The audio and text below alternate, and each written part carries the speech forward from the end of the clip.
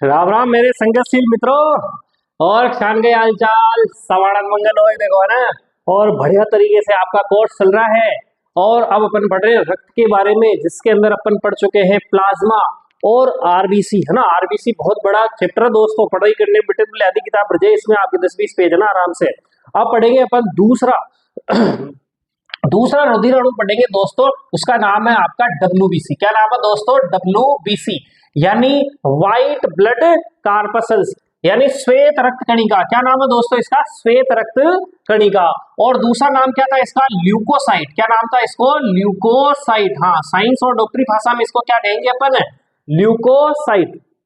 Total leucocyte count होता है TLC. जब आप टेस्ट करवाते हो ना, ब्लड टेस्ट, उसमें जो टीएलसी में जो आता है टोटल ल्यूकोसाइट काउंट, उसमें सारी की सारी डब्ल्यूबीसी भी देखेंगे कौन कौन से प्रकार की होती है। अब देखो आरबीसी का रंग कैसा था? आरबीसी में हीमोग्लोबिन था दोस्तों, तो उसका रंग लाल था। तो ये कैसा होगा? ये रंगहीन होगा। कैसा होगा दोस्तों? रंगहीन होगा दोस्तों। क्यों? क्योंकि इसमें क्या होता है? एच भी क्या होता है दोस्तों? अब्सेंट होती है। अब इसके बाद में बात करते हैं डब्ल्यूबीसी।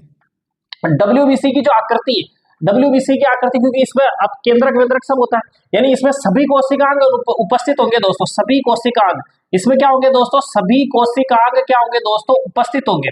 सभी कोशिकांग उपस्थित, आपके केंद्रक भी इसमें उपस्थित होगा। अभी आप देखेंगे जिसके न्यूट्रोफिल, है ना, बेसोफिल, एसिडोफिल्स, इसके अंदर केंद्रक में भी लोब होते हैं, वो पिंडों में बटा होता है, किसी में 2 पिंड, किसी में 7 पिंड, इस प्रकार से अभी देखेंगे दोस्तों। अब जैसे आपने देखा था कि मैंने कहा था साइटोसिस, आपको याद है? साइटोसिस, साइटोसिस और पीनिया, है ना। अगर जिसके पीछे साइटोसिस लग जाए, यानी उसकी संख्या क्या हो रही है दोस्तों? बढ़ रही है। और पीनिया का मतलब उसकी संख्या क्या हो रही है? घट रही है। अब ये ल्यूकोसाइट है दोस्तों, तो ल्यूकोसाइटोसिस, ल्यूकोसाइटोसिस का मतलब हो गई यहां पर डब्ल्यूबीसी की संख्या बढ़ना। और ल्यूकोसाइटोपीनिया, ल्यूकोसाइटोपीनिया का मतलब क्या हो गया? उसकी संख्या, डब्ल्यूबीसी की संख्या क्या हो गई दोस्तों? डिक्रीज हो गई। अब इसकी आकृति की बात करते दोस्तों, आकृति की बात करते इसकी शेप की। इसकी जो शेप होती है दोस्तों, इसकी शेप होती है अनियमित, बिल्कुल अनियमित होती है दोस्तों, इसकी कोई आकृति नहीं होती है। जैसे मैंने आपको एक बार बताया था, अमीबा जो होता है, अमीबा की आकृति आप ऐसी बना दो, चाहे मेरी जैसी बना दो आप अमीबा की आकृति, तब भी कोई गलत नहीं निकाल सकते दोस्तों। अमीबा की आकृति अभी ऐसी थोड़ी देर बाद चेंज हो जाएगी। यानी कैसी आकृति? इसकी परिवर्तनशील आकृति है। एज इट इज, आपने बॉडी का, मनुष्य की बॉडी का अमीबा कौन होता है दोस्तों? आपकी डब्ल्यूबीसी। डब्ल्यूबीसी भी इसकी आकृति क्या होती है दोस्तों? बदलती रहती है, अनियमित आकृति की है दोस्तों। इसकी आकृति बिल्कुल एक जैसी फिक्स नहीं हो सकती। जैसे आपने वहां पर कहा था कि यहाँ पर आरबीसी की जो आकृति थी, मनुष्य की आरबीसी की आकृति कैसी थी? उभय अवतल थी। लेकिन यहाँ इसकी आकृति क्या होती है दोस्तों? अनियमित होती है। और कैसी गति करता है ये? अमीबीय गति, अमीबीय गति। अच्छा, अमीबा गति किससे करता है दोस्तों? कूटपाद, कूटपाद, है ना, सूडोपोड, सूडोपोडा, यानी यहाँ जहां कूट का मतलब होता है आभासी, जो नहीं है लेकिन उसका कार्य कर रहा है। मान लो ये मैंने अमीबा बनाया, अब यहाँ अंगुली समान प्रवर्त बन जाएंगे। अब इस अंगुली समान प्रवर्त को कहते हैं कूटपाद। अब ये पैरों की तरह कार्य करेगा। पैर का कार्य क्या करना है? अपने शरीर को मूवमेंट करवाना, आगे बढ़ाना। तो ये कूटपाद की मदद से क्या करता है? गति करता है।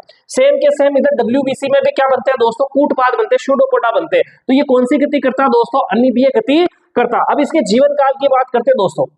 जीवन काल अभी पढ़ेंगे अपन। आरबीसी 5 प्रकार की होती है, और 5 प्रकार में कोई किसी का तो 15 घंटे जीवन काल होता है, किसी का बहुत लंबे समय, बहुत वर्षों तक जीवन काल होता है। तो सामान्यतः अपन बात करते हैं, कई किताबों में अलग अलग, जिंदगी में कभी क्वेश्चन नहीं पूछा जाएगा, क्योंकि दोस्तों ये डिस्प्यूटेड चीजें होती है। डिस्प्यूट तो नहीं कह सकते, लेकिन ठीक है, किसी डब्ल्यूबीसी का जीवन काल अलग है, किसी का अलग है, लेकिन अपन जीवन काल हमेशा आरबीसी का ही पूछा जाता है, क्योंकि आरबीसी का जीवन काल फिक्स है 120 दिन। आगे बात समझ में। अब यहाँ पर जो प्रकार है किसी में क्या, तो अपन लिख सकते हैं जनरल रूप से 5 से 15 दिन का इसका क्या होता है दोस्तों? आपके इसके क्या होता है दोस्तों? जीवन काल होता है। अब इस प्रकार से आपने आरबीसी के बारे में बात की, भी मैं सब लिखा दूंगा दोस्तों, एक बार समझते जाओ इसको। अब डब्ल्यूबीसी के बारे में अलग से बात करते हैं। देखो डब्ल्यूबीसी जो होती है, कुछ डब्ल्यूबीसी कणिका रूप में होती है, कुछ डब्ल्यूबीसी जो, अगर मान लो मैं एक डायग्राम बनाऊं आपको, अगर कुछ डब्ल्यूबीसी जो होगी, जैसे मान लो ये डब्ल्यूबीसी है, उदाहरण के तौर पे ये डब्ल्यूबीसी है। अगर मान लो इसके अंदर मैंने क्या कर दिया? कण फिट कर दिए, इसके कोशिका द्रव में कण फिट कर दिया, और इसके कोशिका द्रव में कण नहीं है दोस्तों। आगे बात समझ में। कण नहीं है। और इनमें क्या होता है, केंद्रक जो होगा कुछ लोब ऐसे पिंडों में बैठा होगा। मान लो ये केंद्रक है, ये पिंडों में है ना, केंद्रक तो है ना दोस्तों, ये ऐसे पिंडों में होगा। अच्छा, ये इस प्रकार से इनको दो भागों में अपन बांट सकते हैं दोस्तों। एक जो होगी वो होगी कणिकामय, ये लो साहब कणिकामय, और इसकी संख्या दोस्तों सर्वाधिक होती है। इसके बाद में बात करते हैं अकणिकामय। अकणिकामय, अकणिकामय है ना। ग्रेन्युलोसाइट, ग्रेन्यूल का मतलब होता है दोस्तों कण, और तो ये ग्रेन्युलोसाइट हो जाएगा, और ये क्या हो जाएगा, ए ग्रेन्युलोसाइट हो जाएगा। अब कणिकामय और अकणिकामय में क्या होगा दोस्तों, अब इस कणिकामय को अपन क्या करेंगे, तीन भागों में बांट देंगे। तीन भागों में बांटने का मतलब पहला क्या होगा, न्यूट्रोफिल, क्या होगा दोस्तों, न्यूट्रोफिल। दूसरे को बांटेगा अपन एसिडोफिल, एसिडो, कौन सा सीडो, एसिडोफिल। और ये कौन होगा, बेसोफिल, कौन सा होगा दोस्तों, बेसोफिल। अब आप समझ रहे होंगे साहब एसिड बेस न्यूट्रल कुछ ना कुछ हो रहा है मामला, बिल्कुल ये अम्ल है, ये क्षार है, ये बिल्कुल न्यूट्रल है, बिल्कुल ऐसा ही है दोस्तों। जो ये कणिका में होती है, अगर आप इसमें कुछ अभिरंजक, अभिरंजक का मतलब जो रंग प्रदान करता है, इस पर अगर मान लो कुछ अभिरंजक छिड़केंगे अपन, है ना, स्ट्रेन करेंगे, मान लो इनको अभिरंजक, इनको रंजित करेंगे, तो दोस्तों ये क्या हो जाएंगे, अभिरंजित हो जाएंगे। और ये अभिरंजित नहीं होंगे, कौन, अकणिका में, क्योंकि इनमें कण नहीं है, उन रंगों को ऑब्जर्व करने वाला कोई कण नहीं है। और कणिका में जो होगा वो ये क्या हो जाएंगे, कुछ ये अभिरंजकों से क्या हो जाएंगे, अभिरंजित हो जाएंगे। अब ये कणिका में की बात हो गई। अब कौन कौन से होंगे, इससे तीन प्रकार है दोस्तों। अगर मान लो अम्लीय, अम्लीय अभिरंजक, अम्लीय अभिरंजक, अम्लीय अभिरंजक, जैसे कि क्या नाम है, इयोसिन, क्या नाम है दोस्तों, इयोसिन। अभिरंजक कौन सा है, अम्लीय। अम्लीय अभिरंजक से अगर मान लो जो WBC अभिरंजित हो रही है, उदाहरण के तौर पे इयोसिन एक अम्लीय अभिरंजक है, तो वो उसका नाम क्या हो जाएगा दोस्तों, एसिडोफिल। इसी इयोसिन से अभिरंजित होने के कारण इस एसिडोफिल का एक नाम है इयोसिनोफिल। इसका एक क्या नाम है, इयोसिनोफिल, इयोसिनोफिल। आगे बात समझिए, दो नाम है इसका, एसिडोफिल और इयोसिनोफिल। और ये जो बेस है, बेस जो अभिरंजक है, उसका उदाहरण है मिथाइल ब्लू। क्या नाम है दोस्तों, मिथाइल ब्लू। क्या नाम है दोस्तों, मिथाइल ब्लू। मिथाइल ब्लू जो क्षारीय अभिरंजक है, कौन सा दोस्तों, क्षारीय अभिरंजक है। क्षारीय अभिरंजक से जो अभिरंजित हो जाते हैं वो दोस्तों क्या कहलाते हैं, बेसोफिल कहलाते हैं। और जो किसी से अभिरंजित नहीं हो वो क्या कहलाते हैं, अच्छा सॉरी गलती, हाँ, दोनों से जो अभिरंजित हो जाते हो, अम्लीय से भी अभिरंजित हो जाएंगे और क्षारीय से भी अभिरंजित हो जाएंगे, यानी मिथाइल ब्लू और इयोसिनोफिल, इयोसिन दोनों से अभिरंजित हो जाएंगे, वो क्या कहलाएंगे, आपका न्यूट्रोफिल कहलाएंगे। अच्छा साहब, ओके है अकणिका में अभिरंजित न हो तो या को कई नाम है, बिल्कुल। अभी देखो यहाँ पर ये अकणिका में जो है, इसको अपन दो भागों में बांट रहे हैं दोस्तों। मोनोसाइट, क्या नाम है साहब, मोनो। मोनो का मतलब क्या होता है, एक, और यहाँ पर क्या है, मोनोसाइट, और दूसरा कौन सा है, लिम्फोसाइट। क्या नाम है दोस्तों, लिम्फोसाइट। ये लिम्फोसाइट, मास्टर आपने तो बताया नहीं WBC का निर्माण क्यों, और मैंने शुरू में बताया था दोस्तों, जितनी भी RBC है, WBC है या प्लेटलेट्स है, सब किस कहा निर्माण, निर्माण जो होगा वो सबका सब कहाँ होता है दोस्तों, बोन मेरो। कौन सी, red bone marrow, red bone marrow, यानी लाल अस्थि मज्जा में किसका निर्माण होगा, सबका सबका निर्माण होगा। मोनोसाइट जो होता है दोस्तों, इनमें देखो केंद्रक सबके अंदर पाया जा रहा है। अब यहां पर बात करते हैं, इधर देखो, इनमें तो कोई अभिरंजित होगा नहीं। अब यहाँ जो केंद्रक पाया जाएगा दोस्तों, अब यहाँ जो केंद्रक पाया जाएगा, ये यहाँ पर जो केंद्रक होगा पॉलीमॉर्फिक होगा, पॉलीमॉर्फिक न्यूक्लियर, हाँ, ल्यूकोसाइट कहेंगे उसको, ठीक है ना, बहुकेंद्रक, यहाँ पर पिंड रूप में होगा। अगर केंद्र की बात करें, इस प्रकार से केंद्रक दोस्तों क्या होता है, पिंडों में बटा होता है। तो न्यूट्रोफिल में जो केंद्रक होगा वो दोस्तों 2 से 7 पिंड में बटा होगा। और ये दोनों जो है ना दोस्तों, ये क्या होते हैं, बाइलोब्ड होते हैं। बाइलोब का मतलब 2 पिंड, यहाँ पर क्या होंगे दोस्तों, 2 पिंड होंगे दोस्तों। कौन से होंगे, दो पिंडों में ये बटे होंगे दोस्तों। और यहाँ पर केंद्रक कैसा होगा दोस्तों, यहाँ मोनोसाइट में जो केंद्रक होगा, ये केंद्रक है ना, ये जो केंद्रक होगा दोस्तों कैसा होगा, सेम के बीज के समान। कैसा होगा दोस्तों, सेम के बीज के समान, सेम के बीज के समान होगा दोस्तों। और इसका केंद्रक थोड़ा कैसा होता है, बड़ा होता है। अगर संख्या की बात करें दोस्तों, तो संख्या में न्यूट्रोफिल जो होते हैं वो मैक्सिमम होते हैं। अगर संख्या में बात करें दोस्तों, तो संख्या में कौन सबसे सर्वाधिक होती है, न्यूट्रोफिल। और अगर आकार की बात करें, तो आकार में बड़ी, सबसे बड़ी आकार में सबसे बड़ी जो होती है वो कौन होती है? मोनोसाइट। मोनोसाइट डब्ल्यूबीसी होती है, आकार में सबसे बड़ी होती है। और साहब अच्छा एक चीज आती है फेगोसाइट, याद रखना एक शब्द को, फेगोसाइट। फेगोसाइट का मतलब क्या होता है? जो जीवाणुओं का भक्षण करती है। डब्ल्यूबीसी का मुख्य कार्य दोस्तों रोगाणुओं से लड़ने का कार्य करती है। अभी बिल्कुल ध्यान से समझेंगे, अभी सब समझा दूंगा मैं। तो फेगोसाइट प्रकृति का मतलब होता है भक्षाणु, हिंदी में कहेंगे इनको क्या कहेंगे? भक्षाणु। क्या कहेंगे दोस्तों? भक्षाणु। ये क्या करते हैं? भक्ष कर लेते हैं, यानी उसको क्या करते हैं? राक्षस करते थे ना भक्षाणु, तो वो राक्षस जैसे ही है ये। तो राक्षस मतलब अपने लिए तो अच्छे हैं, अपने लिए तो देवता है, कि बाहर से आया हुआ रोगाणु को क्या कर देते हैं? खा जाते हैं, निपटा देते हैं, साले को गेट मरोड़ देते हैं, ध्यान रख लेना। हाँ, तो इनको कहते हैं फेगोसाइट। तो फेगोसाइट की प्रकृति, ये न्यूट्रोफिल की जो प्रकृति होगी दोस्तों कैसी होगी? फेगोसाइट की। लेकिन ये दोनों फेगोसाइट प्रकृति के नहीं होते हैं, ये फेगोसाइट प्रकृति के नहीं होंगे। और मोनोसाइट और लिम्फोसाइट, लिम्फोसाइट को छोड़ देते हैं तो मोनोसाइट, ये दोनों भी कैसे होते हैं दोस्तों? फेगोसाइट प्रकृति के होते हैं। आगे बात समझ में? फेगोसाइट यानी क्या करते हैं? जीवाणुओं को ये नष्ट करने का कार्य करते हैं। एक क्रिया होती है डाइपेडासिस। डाइपेडासिस ये जो एक क्रिया होती है, इसका मतलब क्या होता है कि जब डब्ल्यूबीसी अपनी केशिकाओं में बहरी होती है तो बाहर घूमने के लिए आ जाती है ना? हाँ बिल्कुल सत्य कह रहा हूं मैं दोस्तों। ये क्या होता है? इनका मन नहीं लगता उन केशिकाओं में, वो क्या करती है? उनकी बिल्कुल कोशिका द्रव में बाहर बिल्कुल टहलने के लिए आ जाती है दोस्तों। हाँ, उनसे बाहर निकल के, नलियों से बाहर निकल के कौन कौन आ जाती है दोस्तों? आपकी न्यूट्रोफिल और मोनोसाइट, ये दोनों क्या होती है? इनका मन नहीं लगता और बाहर आ जाती है। और कौन सा मूवमेंट डायपेटासिस मूवमेंट दर्शाती है? आगे बात समझ, अभी लिखा देंगे सबके सब, एक बार समझ लो। यानी ये बाहर आ जाती है दोस्तों, और बाहर आके ये जो मोनोसाइट है, ये मोनोसाइट बाहर आके क्या हो जाती है? बहुत बड़ी हो जाती है। क्या हो जाती है दोस्तों? बहुत बड़ी हो जाती है ना? वृहद, फिर वृहद भक्षाणु कहते हैं इनको। क्या कहेंगे इनको? वृहद भक्षाणु। वृहद भक्षाणु। अब ये जो वृहद भक्षाणु है, और क्योंकि ये भी बाहर आ जाती है न्यूट्रोफिल, तो ये और ये न्यूट्रोफिल दोनों ही मिलकर क्या कहलाती है दोस्तों? First line of defence. First line of defence कहलाते हैं। फर्स्ट लाइन ऑफ डिफेंस का कार्य करती है। फर्स्ट लाइन ऑफ डिफेंस यानी रक्षा में क्या होता है? पहली पंक्ति की सुरक्षा का कार्य कौन करती है दोस्तों?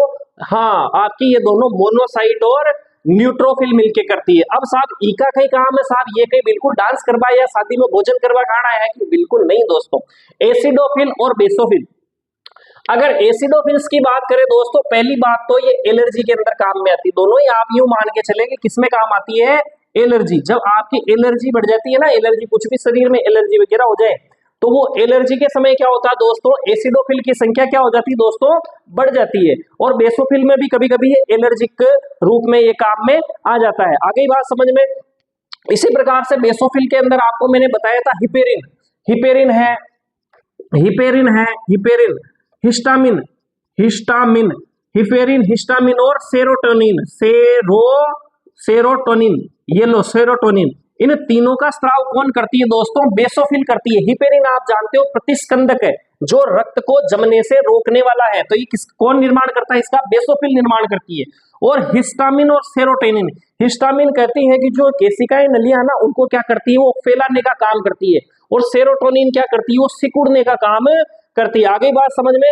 और लेकिन ये एंटाहिस्टामिन है। क्या है दोस्तों? एंटाहिस्टामिन है। कौन? इस हिस्टामिन के विरुद्ध करने का कार्य कौन करती है?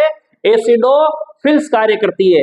अब एक और आपने कभी देखा होगा कि लिंग निर्धारण में क्या चीज आती है काम? एक आपने नाम सुना, अगर नाम तो क्या सुना होगा आपके, बिल्कुल जिंदगी में नाम नहीं सुना होगा, बार बॉडी। क्या होती है? बार बॉडी। बार बॉडी क्या होती है दोस्तों? कि आपके जितने शरीर में एक्स गुणसूत्र है, अगर आप उससे एक माइनस कर लें, जितने टोटल एक्स गुणसूत्र है उससे एक माइनस कर ले, तो वो कहलाती है उसमें बार बॉडी। जैसे पुरुषों की बात करते हैं दोस्तों, पुरुष में क्या होता है गुणसूत्र? अगर लिंग गुणसूत्र कितने होते हैं दोस्तों पुरुषों में? एक्स और वाई। अब इसमें से एक माइनस कर ले भाई, एक एक्स में से एक माइनस कर ले, तो यहाँ बार बॉडी क्या आ जाएगी? 0। एक्स की बात कर रहा हूँ, या वाई से मतलब नहीं है अपना। और मादाओं की बात करें दोस्तों, मादा में एक्स एक्स यानी कितने एक्स एक्स हो गए? 2। एक माँ की निकालेगा तभी एक बचेगा। यानी बार बॉडी हमेशा किससे प्रेजेंट रहेगी दोस्तों? मादाओं में। और ये बार बॉडी कहाँ मिलती है? आपकी न्यूट्रोफिल में। तो बार बॉडी कभी पूछ ले तो कहाँ उपस्थित रहेगी दोस्तों? आपके न्यूट्रोफिल में। तो गर्भ के अंदर मादा अगर होगी तो उसमें बार बॉडी उपस्थित रहेगी। तो न्यूट्रोफिल को चेक करके डॉक्टर ये बता सकता है ब्लड के अंदर कि अगर इसके अंदर बार बॉडी उपस्थित है तो ये क्या है, मादा। यदि मान लो कभी कभी ऐसा भी हो जाए पता ही नहीं लग रहा कि बॉडी क्या है क्या नहीं है, तो अगर उसका मान लो ब्लड टेस्ट किया जाए या बचपन में भ्रूण अवस्था में ब्लड टेस्ट करके, लिंग निर्धारण में इसका बहुत बड़ा योगदान दोस्तों, कि अगर आप भ्रूण टेस्ट में ब्लड अगर ले ले और ब्लड में अगर बार बॉडी उपस्थित है तो वो क्या होगा, किसमें उपस्थित होगी, सबसे पहली बात तो न्यूट्रोफिल में। अगर बार बॉडी उपस्थित है तो वो क्या होगी, महिला होगी, है ना। वैसे ये काम अपने को नहीं करना चाहिए। आगे बात समझ में। अब अपन बात करते हैं लिम्फोसाइट की। किसकी बात करते हैं दोस्तों, लिम्फोसाइट। देखो लिम्फोसाइट में दो प्रकार होंगे दोस्तों, एक आपका बी लिम्फोसाइट होगा और एक आपका टी लिम्फोसाइट होगा। बी मतलब यहाँ बोन मेरो से है और टी मतलब थाइमस ग्रंथि से। अच्छा, बी लिम्फोसाइट का जो निर्माण होगा दोस्तों, दोनों का निर्माण अभी मैंने बताया बिल्कुल आपको कि निर्माण इन सबका कहाँ होगा, बोन मेरो में। कहाँ होगा दोस्तों, बोन मेरो। कौन सी bone marrow, red bone marrow, यानी लाल अस्थि मज्जा में इनका निर्माण होगा। और वो ये जो बी वाली जो लिम्फोसाइट है, इसका जो परिपक्वन है वो परिपक्वन यानी मिच्योर कहाँ होगी, परिपक्वन, वो भी रेड बोन मेरो में होगी। लेकिन टी लिम्फोसाइट का जो परिपक्वन होगा दोस्तों, परिपक्वन वो कहाँ होता है, थाइमस में होता है। कहाँ होता है दोस्तों, थाइमस ग्रंथि के अंदर होता है, इसलिए इसको क्या कहते हैं, टी लिम्फोसाइट कहते हैं। और ये सबके सब कैसी होती है दोस्तों, ये क्या करती है आपका, जैसे आपके शरीर में किसका निर्माण करती है, ये आपके शरीर में एंटीबॉडी का निर्माण करती है। जब भी आपके शरीर में बाहर से कोई जीवाणु आता, संक्रमण करता है, तो एंटीबॉडी उसको पहचानती है दोस्तों कि आया साला शत्रु, और फिर इसको उठा देती है कि उठ साले उठो। तो ये उठने के बाद में जो टी लिम्फोसाइट होती है वो क्या कर देती है, उसको धो धो के क्या कर देती है, मार देती है। टी लिम्फोसाइट ही लड़ती है दोस्तों, असली एंटीबॉडी और असली जो लड़ने वाला जो शत्रु जीवाणु से, वो कौन है दोस्तों, टी लिम्फोसाइट यानी थाइमस वाला। और ये लड़के और उसको क्या कर देती है, खत्म कर देती है। अब खत्म करके उनको तो मार दिया, अब मार के बाद वो पड़े रहेंगे जीवाणु, मरे मरे भी अंदर सड़ेंगे। तो उनको क्या करते हैं, आ जाओ साहब आपको काम आ गयो बी, और बी अच्छा बोन में ये जो है, हाँ बी वाला, और इसकी बात इसको भी छोड़ दो, आप बात किसके आ गई, मोनोसाइट। अभी आपने देखा था वृहद भक्षाणु, यानी क्या करते खाने वाले। एक और कौन थी, न्यूट्रोफिल। दोनों ही मिलकर क्या कर देती है, उन मरे हुए जीवाणुओं को खा के वहां पर सपासट मैदान साफ सपासट कर देती है। आ गई बात समझ में, और आपको रक्षा करती है। फिर से बता रहा हूं मैं, देखो तो बी लिम्फोसाइट और टी लिम्फोसाइट दो प्रकार है। बी लिम्फोसाइट बोन मेरो के अंदर परिपक्वन भी होता है और निर्माण भी होता है। टी लिम्फोसाइट का निर्माण बोन मेरो में ही हुआ, रेड बोन मेरो परिपक्वन, लेकिन इसमें किसमें होता है, यानी इनका ट्रेनिंग सेंटर, इसका ट्रेनिंग कहाँ हुआ है, लड़ने लड़ाने के लिए इसमें। और अब इनमें क्या होती है दोस्तों, एंटीबॉडी का निर्माण होता है। एंटीबॉडी क्या करती है, उसको पहचानती है कि आ गया शत्रु, और ये सैनिक तैयार करती है। सैनिक तैयार करती है, लिम्फोसाइट उनको मार मार के खत्म कर देती है दोस्तों। और फिर खत्म कर दिया तो फिर वो जो जीवाणु जो मर जाते हैं तो उनको खाने का काम यानी फेगोसाइट करने का काम, भक्षाणु भक्ष करने का काम कौन करता है दोस्तों, ये कौन करता है, आपके वृहद भक्षाणु, जैसे मोनोसाइट आपने कहा था बाहर आके बड़ी हो जाती है। और उसके अलावा कौन है आपका, न्यूट्रोफिल, ये इनको खत्म कर देते हैं दोस्तों खा के। आ गई बात समझ में। अब आपको ये मैटर कैसा लगा, मुझे दावे के साथ बताइए। WBC इतनी आपने डिटेल में कभी पढ़ी है क्या, नहीं पढ़ी है ना। तो अब मैं नोट्स लिखा रहा हूँ, किताब खोलो, लिखना शुरू करना है ना। अब मैं इसको मिटा रहा हूँ एक बार, और फिर मैं इसको आराम से आपको लिखा देता हूँ इसको। देखो दोस्तों, जो अभी सामान्य जो डिटेल है वो मैंने बोर्ड पे लिख दी है, एक बार इसका स्क्रीनशॉट ले लो आप। तो देखो नीचे लिखा मैंने, WBC की संख्या का बढ़ना, ल्यूकोसाइटोसिस, जिसका उदाहरण आपको पहले ही बता रखा, ब्लड कैंसर। जब WBC की संख्या बहुत ही ज्यादा हो जाए तो वो क्या कहलाती है, केवल ब्लड के अंदर व्हाइट ब्लड सेल ही बहुत ज्यादा संख्या में हो जाएगी और ब्लड कैसा हो जाएगा, व्हाइट हो जाएगा, उससे कहेंगे ब्लड कैंसर हो जाता है, ल्यूकेमिया जिसे कहते हैं। एक घटना ल्यूकोसाइटोपिनिया, जिसमें क्या हो जाए, WBC की संख्या क्या हो जाती है दोस्तों, घट जाती है। विशेषकर जो टी लिम्फोसाइट होते हैं दोस्तों, वो बिल्कुल ही खत्म हो जाते हैं। किसमें हो जाते हैं, एड्स में। कई बार पूछा गया है एड्स में कौन सी WBC की संख्या कम हो जाती है, तो आप बताएंगे टी लिम्फोसाइट, है ना। तो उसकी संख्या बिल्कुल ही क्या हो जाती है दोस्तों, खत्म हो जाती है। और टाइफाइड, इसमें WBC की संख्या क्या हो जाने लगती है दोस्तों, कम हो जाने लगती है। कोरोना में जिसमें WBC की संख्या बहुत अच्छी थी दोस्तों, वो उससे कम प्रभावित हुए, यानी लगभग जिसके 9-10 हजार अगर WBC की संख्या है ब्लड के अंदर, तो उसमें किसी प्रकार की कोई, उसमें कहते हैं ना जिसका इम्यून सिस्टम बहुत भारी है, यानी कहते हैं ना पर कोई बीमारी नहीं होता, यानी उसमें WBC की संख्या क्या होती है दोस्तों, ज्यादा होती है। आगे बात समझ में। चलो मैं मिटा रहा हूं, फिर अगली बात लिखता हूं इसका, ना छाप लो एक बार इसको।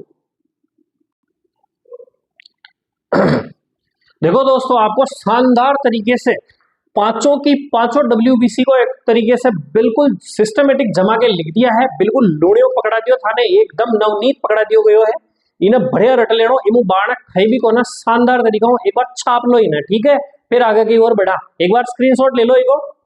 बिल्कुल जो जो था ना समझाया हुआ ना सिस्टमेटिक तरीकों, पांचों को मैंने गुण वगैरह जो भी केंद्र दिशा में जो सिस्टम हो सब को वो लिख दियो मैं। कोई समझ में ना हो तो कमेंट बॉक्स खोलो, मैं बिल्कुल कमेंट कर सको आप, ठीक है। स्क्रीनशॉट ले लो, आगे की ओर बढ़ते हैं। हाँ देखो दोस्तों, रक्त के अपन अंदर अंतिम स्लाइड की ओर चल रहे हैं। तीसरा जो रुधिराणु है ब्लड प्लेटलेट्स या बिम्बाणु, जिसे थ्रोम्बोसाइट भी अपन कहते हैं। अपन जानते हैं कि रक्त का थक्का जमा, जब कभी ब्लड के अपना कटवट लग जाए शरीर में, रक्त बाहर निकलने लग जाता है, थोड़ी देर बाद अपन देखते हैं कि वहां पर क्या होता है, कुछ पपड़ी उपड़ी जम जाती है और अपना रक्त का थक्का जम जाता है, जिससे अपन कहते हैं ब्लड क्लोटिंग। रक्त स्कंदन में सहायक होता है। इस क्रिया को कहते हैं अपन कैस्केडिंग की क्रिया। ये लगभग 2 से 5 मिनट की होती है दोस्तों, पढ़ेंगे अभी। सबसे पहले अपन ब्लड प्लेटलेट्स के बारे में पढ़ लेते हैं दोस्तों, कि ये केवल किसमें उपस्थित होता है। शुरुआत में मैंने बताया था किसमें उपस्थित होता है, केवल मेमल्स स्तनधारियों में उपस्थित होता है। और स्तनधारियों में नहीं, दूसरा के अंदर मान लो खून वून ना जाओ तो बचे। हाँ बिल्कुल सही बात। दूसरे कौन से दोस्तों, सुबह ही मैंने बताया था पराम, PARAM, इसके अंदर केवल मेमल्स के अंदर ही उपस्थित होता है। और PARA, ये इसके अंदर ब्लड क्लोटिंग के लिए क्या होता है, बिम्बाणु के स्थान पर क्या होता है दोस्तों, ये दो स्पिंडल सेल उपस्थित होती है जो रक्त स्कंदन में सहायक होती है। दूसरे जो भी है आपकी पिसीज है, एम्फीबिया, रेप्टाइल्स और एविज, इसके अंदर बिम्बाणु के स्थान पर क्या पाया जाता है दोस्तों, स्पिंडल सेल पाया जाता है जो रक्त स्कंदन में सहायक होती है। साइज ज्यादा मैटर नहीं करता, 2.3 में होती है। देखो दोस्तों, मनुष्य के शरीर की सबसे छोटी कोशिका होती है शुक्राणु और सबसे बड़ी कोशिका होती है दोस्तों अंडाणु। लेकिन अपन बात करें कि मादाओं में क्या होगी, सबसे छोटी कोशिका शुक्राणु है ही नहीं, और सबसे बड़ी कोशिका कौन सी होगी दोस्तों अपने घर के अंदर। कभी सोच के देखना इस प्रकार से। तो आने वाले समय में मेरे ख्याल से सबसे छोटी कोशिका अगर कहीं कंसिडर की जाएगी तो वो बिम्बाणु नर या मादा में है ना। तो इसके बाद बात करते हैं, शेप इसकी अनियमित होती है, तस्तरी नुमा होती है। इसमें क्या होता है देखो दोस्तों, संख्या इसकी 2 से 5 लाख होती है। देखो ध्यान रखना दोस्तों, है ना, 2 से 5 लाख। मैंने आपको बताया था आरबीसी, उसके अंदर हीमोग्लोबिन होता है जो ऑक्सीजन को कैरी करके प्रत्येक स्थान तक पहुंचाता है, जिससे आपके अंदर क्या बनती है, ऊर्जा बनती है। लेकिन आपका जो स्टेमिना है, जो आपकी जो शक्ति है, मान लो आप सीढ़ियों की धड़ एकदम से चढ़ गए, बिल्कुल ताकत, एकदम जोरदार ताकत, वो आपकी किससे आती है दोस्तों, बिम्बाणु से आती है। अगर आप में जैसे ही एक रोग होता है डेंगू रोग, यानी ये क्या होता है, एक लाइन इसमें लिख भी सकते हैं, डेंगू रोग में कम हो जाता है ना, इसमें यहाँ लिख देता हूँ डेंगू, डेंगू में संख्या कम हो जाती है। डेंगू में संख्या क्या हो जाती है दोस्तों, संख्या कम हो जाती है। तो उस समय आप देखते होंगे आप में इतनी एनर्जी कम हो जाती है कि आप सीढ़ियां चढ़ो तो आप बिल्कुल नहीं चढ़ पाओ, है ना, थोड़े से चलो तो आपको चक्कर आने लगेंगे। यानी आपके वहां पर क्या हो गया दोस्तों, ब्लड प्लेटलेट्स की क्या हो गई, आप में कमी हो जाती है ना। फिर क्या करते हैं, डेंगू रोग हो जाता है। तो अगर बिम्बाणु अगर कम हो जाए तो आप खुद बताओ, अगर आपको प्लेटलेट्स बढ़ानी है दोस्तों क्या करते हैं। हाँ, एक तो होता है दोस्तों कीवी फल, क्या होता है दोस्तों, कीवी फल। हाँ, एक तो होता है दोस्तों कीवी, और इसके अलावा पपीते के पत्ते, पपीता, पपीता का पत्ता, पपीता के पत्ते। और आपको लेने चाहिए गिलोय, क्या लेनी चाहिए, गिलोय। और दूसरा क्या लेनी चाहिए, एलोवेरा, क्या लेना चाहिए, एलोवेरा। और आपको पता है बकरी का दूध, बकरी का दूध, है ना। हाँ, मैंने भी एक बार साहब बकरी का दूध घर का सब ये खोया पिलाया है ना, तो उसमें क्या हो जाती है, वापस बीमारियों की संख्या झट से क्या हो जाती है, बढ़ जाती है ना। ये सब हमें भी खिलाया था एक बार, हमें भी डेंगू हो गया था। तो अब देखो इसका बीमारियों की संख्या बात करते हैं अपन, बढ़ना, वही जिसके पीछे साइटोसिस लगा दो बस, थ्रोम्बोसाइटोसिस। और पीनिया यानी कम होना, थ्रोम्बोसाइटोपिनिया। बार बार इतनी देर हो मार साहब सब याद हो गए तो कोई दिक्कत कौन है। जीवन काल 8 से 10 दिन कभी नहीं पूछेंगे ना। केंद्रक इसमें क्या होता है दोस्तों, अनुपस्थित होता है। जैसे आरबीसी में अनुपस्थित होता है, ऐसे इसमें केंद्रक अनुपस्थित होता है। इसीलिए इसकी यहाँ पर जो संरचना होती है तस्तरी नुमा होती है, वही है ना, वो आटा पिचकाने वाली बात। अब इसकी बात करते हैं कि इसके अंदर अनुपस्थित, लेकिन अन्य सभी कोशिकांग उपस्थित होते हैं। आपने देखा कि आरबीसी में केंद्रक नहीं होगा, माइटोकॉन्ड्रिया, लाइसोसोम कुछ नहीं होता दोस्तों, राइबोसोम वगैरह कुछ नहीं होता है। लेकिन इसके अंदर क्या होता है, और सभी कोशिकांग होते हैं, केवल केंद्रक इसमें अनुपस्थित होता है। अब इसके अंदर क्या होता है दोस्तों, जब ये जो क्या ना ब्लड प्लेट्स बिम्बाणु या थ्रोम्बोसाइट है, ये जब फटता है, जब मान लो ब्लड क्लॉटिंग हो गई, तो उस समय ये क्या रिलीज करता है दोस्तों, थ्रोम्बोप्लास्टिन रिलीज करता है। ये क्या होता है, रक्त स्कंदक पदार्थ है, थ्रोम्बोप्लास्टिन भी देखेंगे इसके अंदर इसकी भूमिका। और सेरोटोनिन ये क्या करता है, संकुचन उत्पन्न करता है, वो खिंचाव उत्पन्न करता है, जिससे आपका ब्लड क्लोटिंग ब्लड क्लोटिंग होने में सहायता करता है। इसका निर्माण क्या होता है, सबको पता है, लाल अस्थि मज्जा। लेकिन लाल अस्थि मज्जा ही कई बार पूछा गया एग्जाम में दोस्तों, मेगा कैरियोसाइट, ये स्टार मार्क क्वेश्चन है दोस्तों, कई एग्जामों में पूछा जाता है। तो सबको इतना ही पता रहता है कि भाई लाल अस्थि मज्जा में इसका निर्माण होता है, लेकिन लाल अस्थि मज्जा में भी कहाँ, मेगा कैरियोसाइट कोशिका द्वारा इसका निर्माण होता है। स्पिंडल सेल की बात कर ली अपन ने। अब जो रक्त स्कंदन की बात करते हैं, आपको बताया गया है कि मान लो आप सोचो कि थ्रोम्बो, ये जो है आपका बिम्बाणु वगैरह थ्रोम्बोसाइट, और ये इसके बाद में थ्रोम्बोप्लास्टिन रिलीज करता है। आपने प्लाज्मा के अंदर दो प्रोटीन देखा था, फाइब्रिनोजन और प्रोथ्रोम्बिन। अब ये सबके सब दोस्तों क्या होते हैं, रक्त को जमाने वाले होते हैं। आपके ब्लड में तो एवरी टाइम उपस्थित है, रक्त जमता नहीं है। क्यों नहीं जमता साहब, बिल्कुल नहीं जमता। ये क्या होता है दोस्तों, मैंने आपको बताया था फाइब्रिनोजन। फाइब्रिनोजन का मतलब जिसके पीछे नोजन लग जाए, ये भी सोए हुए हैं, इनएक्टिव है, अभी इनको पता ही नहीं, सुध बुध नहीं है। प्रोथ्रोम्बिन, इसके आगे प्रो लगा हुआ है, यानी ये क्या दोस्तों, ये बिल्कुल सोए हुए हैं। ये प्रोटीन ऐसा है कि सोए हुए हैं। जब तक ये फाइब्रिनोजन जगेगा नहीं, प्रोथ्रोम्बिन जगेगा नहीं दोस्तों, तो किसी प्रकार की ब्लड क्लॉटिंग नहीं होगी। और इसके अलावा भी आपकी बॉडी में क्या उपस्थित होता है, हिपेरिन उपस्थित होता है दोस्तों। यहां मैंने लिखा हिपेरिन, हिपेरिन उपस्थित होता है। हिपेरिन क्या होता है, एंटी क्लॉटिंग या एंटी कोगुलेंट होता है, प्रतिस्कंदक होता है, यानी ये रक्त को जमने से रोकता है। रक्त को जमने से क्या करता है दोस्तों, ये रोकता है। और अभी बताया मैंने कौन स्रावित करता है, हिपेरिन। हिपेरिन करता है आपका बेसोफिल। कौन स्रावित कर रही थी, बेसोफिल। अब अपन समझ लेते हैं कि आपकी ब्लड क्लॉटिंग की जो क्रिया है वो क्या होती है, किस प्रकार से होती है। देखो 2 से 5 मिनट का समय लगता है, और कैस्केडिंग इस क्रिया को कहते हैं। अब होता क्या, देखो ये यहाँ से थ्रोम्बोसाइट निकल गया, कहां से निकला, देखो थ्रोम्बोसाइट, इसी को थ्रोम्बोसाइट कहते हैं। थ्रोम्बोसाइट जो होता है, हाँ अभी आपको बताया मैंने, शुरुआत में बताया था, ये क्या हुआ, सोया हुआ रहता है दोस्तों। अब क्या होता है, जैसे मान लो ये ब्लड आपका कट लग गए, ये ब्लड होता है बाहर आते हैं, ये ब्लड के साथ में सब चीजें बाहर आएगी, सब चीजें बाहर आती है। तो ये जो बिम्बाणु हो ना, इसकी हवा लगती है दोस्तों, हवा लगती है, तो ये बिल्कुल जग जाता है, साले क्या हुआ, इसको बता रहा साले खून बाहर निकल रहा, फटाफट रो। तो फिर ये क्या करता है दोस्तों, ये थ्रोम्बोसाइट का मतलब आपका ब्लड प्लेटलेट्स, ये वायु के संपर्क में आते हैं, क्या कर देता है, इसका अभी निकाला, अभी आपने लिखा था थ्रोम्बोप्लास्टिन रिलीज करता है दोस्तों। जड़ से थ्रोम्बोप्लास्टिन रिलीज करता है। ये थ्रोम्बोप्लास्टिन क्या करता है दोस्तों, कैल्शियम आयन और प्रोथ्रोम्बिन के पास जाते हैं। प्रोथ्रोम्बिन कहाँ दोस्तों, आगे प्लाज्मा में, ये दोनों पास में जाते हैं। भाई मदद कर, क्या हुआ, अरे कट लग गया, खून बाहर निकल गया, दोनों जाते हैं और इस प्रोथ्रोम्बिन के लात मार के उठाते, उठ साले उठ, इसको उठा देते हैं। और ये किसका निर्माण करता है दोस्तों, थ्रोम्बिन का था। और भाई मेरे अकेले की बस की बात नहीं है, मेरा बड़ा भाई और है कुंभकर्ण, वो सोया हुआ है कब से, उसको और उठाना, अरे उठाओ सब, इसको दबेड़े मार के उठाते, किसको, फाइब्रिनोजन को। किसको उठाते दोस्तों, फाइब्रिनोजन, नाम में है फाइब्रिन मतलब धागे। ये क्या करता है दोस्तों, ये फाइब्रिनोजन होता है, ये किसका निर्माण करता है, फाइब्रिन। और देखो फाइब्रिन क्या करता है, इस प्रकार के जाले बना देता है दोस्तों, इस प्रकार के। अब ये जाले बनाएगा ना दोस्तों, तो यहाँ ब्लड आएगा ना, ब्लड में विशेषकर कौन है दोस्तों, आपकी आरबीसी। फिर ये रुधिराणु है ना, रुधिराणु ब्लड के अंदर मेन क्या है, और तो सब पानी है, सब ये आरबीसी और डब्ल्यूबीसी है ना। तो ये आरबीसी डब्ल्यूबीसी होगी दोस्तों, ये क्या हो जाएगी, यहाँ पर फंस जाएगी। और इसमें जैसे ही कण फंस जाते, धीरे धीरे यहाँ फंस जाएंगे, और फंसते हुए क्या हो जाती, पपड़ी आ जाती, जिससे रक्त का क्या होता है दोस्तों, थक्का जम जाता है। इस प्रकार से क्या होता है, रक्त का थक्का जम जाता है। जब ये वायु के संपर्क में आते हैं तभी ये कार्य करते हैं, नालायक बाकी सोए रहते हैं। और अच्छी बात भी है दोस्तों, इसके अलावा भी आपके रक्त के स्कंदन में अनिवार्य तत्व और कौन कौन से होते हैं, यहाँ से एग्जाम में क्वेश्चन पूछा जाता है दोस्तों, यहाँ की कौन कौन से, यहाँ पर ये चीजें सबको याद होनी चाहिए। रक्त के स्कंदन में कौन अनिवार्य, विटामिन के। कौन सा विटामिन है जो रक्त स्कंदन में सहायक है, तो विटामिन के। और बिम्बाणु है ना, रुधिराणु में पूछ ले तो बिम्बाणु। और धातु की बात कर ले तो कैल्शियम, अभी देखा आपने है ना। और प्रोटीन की बात करते हैं, जो आपका प्रोटीन कहाँ पाया जाता है, प्लाज्मा के अंदर, फाइब्रिनोजन और प्रोथ्रोम्बिन। लेकिन ये निष्क्रिय रूप में होते हैं दोस्तों ना, तो ये आपको चीजें याद होनी चाहिए। अब देखो क्या होता है कि आपके मस्तिष्क में कई बार क्या हो जाता है कि वो क्या बोलते हैं उसे, कई नसें वसे फट जाती है ना, वो नसें वसे फट जाती है। उसका कारण क्या होता है, विटामिन के होता है दोस्तों। ये स्कंदन करता हुआ ब्लड को जमा देता है दोस्तों, है ना। सिर के अंदर मान लो ब्रेन हेमरेज हो जाए, तो उसका कारण, ब्रेन हेमरेज का कारण विटामिन के, ब्रेन हेमरेज कहीं आ जाए, ब्रेन हेमरेज इसका कारण भी दोस्तों क्या होता है, विटामिन के होता है ना। ये ब्लड को क्या कर देता है, वहां पर क्या कर देता है, ये जमा देता है, जिससे ब्लड आगे बढ़ नहीं पाता और नसें से फट जाती है उस कारण से। तो ब्रेन हेमरेज होता है दोस्तों, है ना। तो ब्रेन हेमरेज के अंदर क्या होता है, अंदर की नसें से फट जाती है, ब्लड बाहर आ जाता है, वो किसके कारण होता है, विटामिन के कारण। लेकिन अपने इसमें क्या होता है दोस्तों, हिपेरिन होता है, जो आपको ब्लड को जमने से रोकने का कार्य भी करता है। आगे बात समझ में, तो जितने विटामिन जितनी आवश्यकता में होती है उतनी जरूरी होती है दोस्तों ना। ज्यादा हो जाए तो भी लफड़ा, देखो आपको विटामिन के की मात्रा ज्यादा हो जाए तो आगे ब्रेन हेमरेज हो जाएगा। और एक होता है देखो हीमोफीलिया रोग। हीमोफीलिया रोग क्या होता है, आनुवंशिक रोग है। कैसा रोग है दोस्तों, आनुवंशिक रोग। इसमें अगर मान लो आपके ब्लड कहीं निकलने लग जाए ना, तो ब्लड का थक्का नहीं जमता दोस्तों, हीमोफीलिया रोग में, है ना। इसे साई रोग भी कहते हैं, क्योंकि ये सबसे पहले ब्रिटेन की महारानी एलिजाबेथ को हुआ था दोस्तों, ना।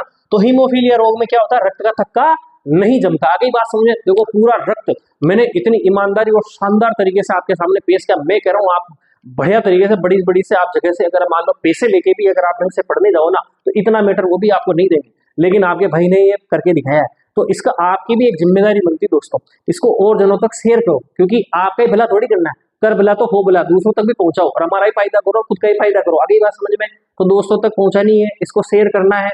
और जो जो अगर देख भी रहे हो भाई लोगों, देखते हो और आप सब्सक्राइब नहीं करते हो तो सबसे पहले इसको सब्सक्राइब कर दो। कोई आपको सब्सक्राइब का बटन दबाने में कोई ज्यादा मेहनत नहीं लगती है, लेकिन वह ठीक है, आपका फायदा, हमें मोटिवेशन मिल जाता है इस चीज से। आगे बात समझ में? देखो पूरा रक्त मैंने ढंग से समझा दिया, अब रक्त में कुछ भी नहीं रहा।